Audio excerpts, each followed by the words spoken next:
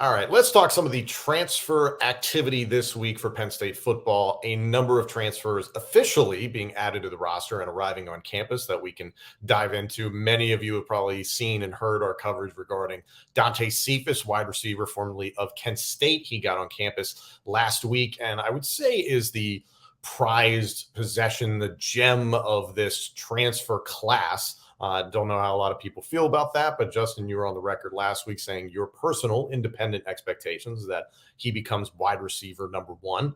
So we've talked a lot about Dante Cephas, but there's four others that I think we can get into. Trey Potts is somebody that you and I discussed a little bit a number of weeks ago here on State of State, is that Trey Potts is a running back newly in from the University of Minnesota within the Big Ten, coming in, I believe, one final year of eligibility. How do you think he fits into this running back room? Again, I think he fits in very well. When you talk about two running backs that are going into their sophomore years, very versatile running backs with Nick and Katron. You have a veteran running back that kind of sees the offense in a different way, even though that they're more mature running backs. But you have someone like him coming from a mature offense like a Minnesota in terms of running the football, seeing different run schemes, reading different things. And I think it can give guidance and also provide value running the ball. I mean, he's a nice running back, nice reads, very patient runner. And yeah, he's an all around very good running back. I mean, I remember coming to high school, and I think it's a great fit to help those younger guys in this second year.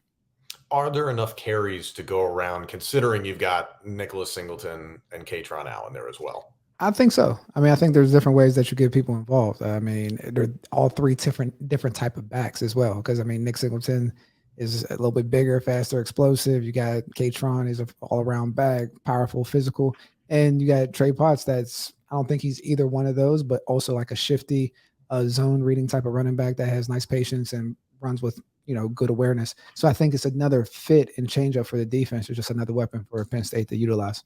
I'm very anxious to see if Mike Yursich opens up the passing game in regards to the running backs.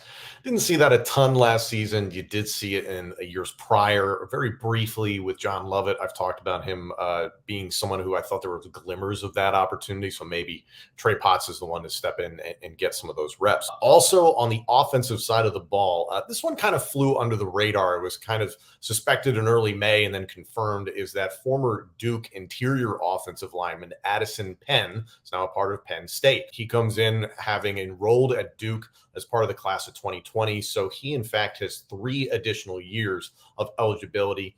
Played in 8 games sparingly, a few opportunities here and there at the University of Duke. However, he was a part of Coach Cutcliffe's recruiting. So when Coach Cutcliffe was released by Duke, that probably affected some of his decision-making.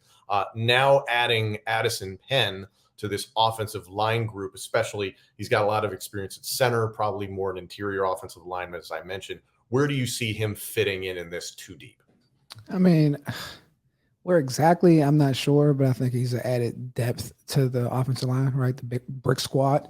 But those guys they have a pretty nice starting lineup going in, but I think any depth at the offensive line is extremely valuable. And just in terms of cohesiveness and plan and just understanding what it takes to play on the front line, understand offensive concepts with again, dynamic running backs and tight ends that we do have. I think it's just, again, crucial to have the depth that you need to last the whole season trying to make a run that we're looking to run. Looking to finish a run that we're looking to make.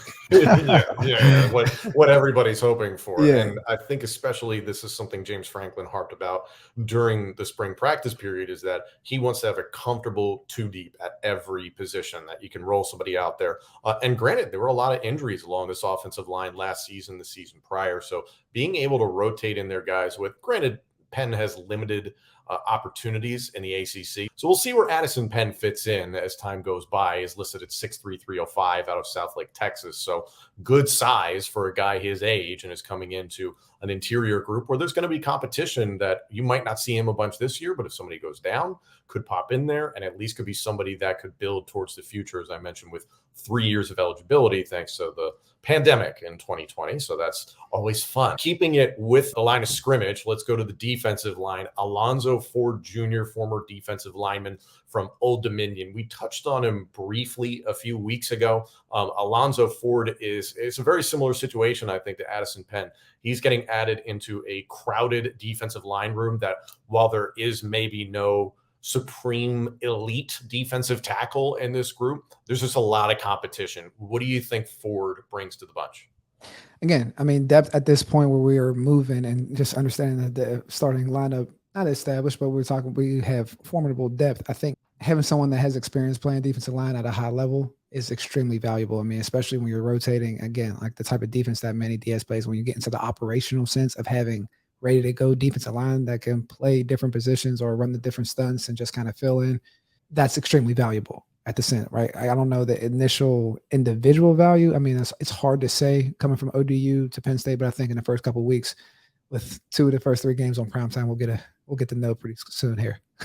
And there are some injuries at the interior of the defensive line that, who knows, could get an opportunity at some point to at least rotate in there. But depth is the name of the game. And finally, and speaking of depth, this is, I'm going to be a broken record here, but defensive back Audavion Collins in from Mississippi State. This is an interesting circumstance in that he did not play in the season that he was at Mississippi State. He was recruited initially by the late Mike Leach. So you can understand, very similar to Addison Penn being recruited by Coach Cutcliffe, wanting to potentially find a different landing spot. Played in the state of Georgia, is a smaller defensive back. I believe is under 6 foot, was listed at 165 pounds coming out of high school. So definitely needs to add to that frame. But I think there's some positivity to this, Justin, because there's probably no expectation for this guy to jump in and start or play meaningful snaps right off the bat. It's something we have talked about, is that the arrival and then very quick departure of Storm Duck did leave a void, and this seems to be adding to the numbers of the fleet of defensive backs that Penn State has. What do you think Collins needs to do here this upcoming season? I mean, honestly, I think having core special teams value is imperative, right? Like being able to show up on special teams, whether gunner on a defensive look, and just being able to have a formidable player to step in one of those positions, whether it's a nickelback type of position or a cornerback position, to be able to play. I mean, at the end of the day, we talk about like injuries are going to happen in this season, and just the opportunistic way that Penn State plays defense, fast, physical, not to knock on wood, no injuries, but things happen, and you want to have, I say a broken record, but depth is critical when you're rotating guys in that can still perform at a certain standard that's set. You've seen how the position that you played in the pros and in college has evolved. Do you need to be a corner who is substantially bigger than what Audavion Collins is right now? I wouldn't necessarily. It's a sliding scale, right? Because I think that you see more playmaking type of defensive backs that are, can't say smaller, but if they are smaller in stature, they typically have a playmaking ability or some knack for making plays at the end of the day. Because I mean, just from just the physics of typical receivers, just the catch radius, just to be able to cover them is a hard task in itself, just based on their physical traits. I mean, that's what made Joey Porter so special in how he is. And like what makes Joey Porter special is a little bit is different than makes Kalen King special, right? Whether it's football instincts, quick twitch, and just football IQ, it's all together, but he's a smaller package. So, I mean, I think when it comes to the new transfer, I mean, just filling out where it is, but initially having extreme value on special teams. I don't know if anybody remembers, but all the special, like the national championship teams, whether LSU or Alabama, like you look at special teams, those are first round draft picks running down on the field and making sure that all 3 phases have top level players on the field at all times. And especially for this group of cornerbacks, especially, there's going to be a lot more asked of Cam Miller and Mekhi Flowers. Again, Storm Duck was expected to come in and maybe be the 3rd or 4th defensive back. You've got Kalen King, Johnny Dixon, Daquan Hardy. So now with that departure, some younger guys are going to have to step up. And that's a good thing. Those guys seem like they were ready for the challenge. And now you add Audavion Collins to the mix. This should be a good situation, a chance for him to develop. And if Terry Smith is going out and getting this guy, there's a reason. Again, we talk about it all the time.